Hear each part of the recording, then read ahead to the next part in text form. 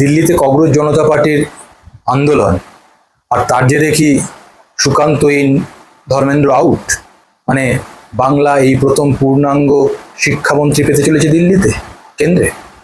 কিন্তু এই জুন মাসে কেন্দ্রীয় মন্ত্রিসভার একটা রিসাফেলের কথা আছে, এবং কেন্দ্রীয় মন্ত্রিসভা এই যে রিসাফেল হবে, ধরুন 15 থেকে 20 জুনের মধ্যে একটা রিসাফেল হতে পারে, এবং সেক্ষেত্রে বাংলায় যেহেতু এবারে সংখ্যাগরিষ্ঠতা পেয়েছে বিজেপি, এবং এখান থেকে বেশ কিছু মুখ কেন্দ্রীয় মন্ত্রী হিসাবে উঠে আসতে পারে। এর মধ্যেই কেন্দ্রীয় শিক্ষা প্রতিমন্ত্রী আছেন সুকান্ত মজুমদার, কিন্তু কয়েকজন পূর্ণাঙ্গ মন্ত্রী হতে পারেন বাংলা থেকে এবার। সেক্ষেত্রে কিন্তু দৌড়ে এগিয়ে সুকান্ত মজুমদারই, কেননা এইবারে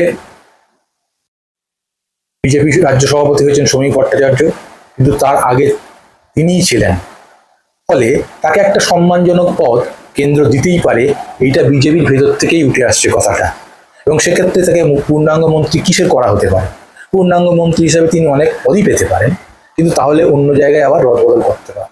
সেক্ষেত্রে এই মুহূর্তে যে ধরনের পরিস্থিতি তৈরি হয়েছে, একটা শান্তিপূর্ণ সমাধানের জন্য যদি ধর্মেন্দ্র প্রধান সরে যান, তাহলে সুকান্ত মজুমদার তিনি পূর্ণাঙ্গ শিক্ষামন্ত্রী হতে পারেন, এবং তিনি আরএসএস এর প্রথম থেকেই লোক। আরএসএস এর হওয়ার ফলে সেখানে আপত্তি হওয়ার কথা নয় বলেই মনে করছেন বিজেপির একাংশ। এবং সেক্ষেত্রে এই প্রথম, স্বাধীনতার পর থেকে এই প্রথম কোনো কেন্দ্রীয় শিক্ষামন্ত্রী হবেন একজন বাঙালি।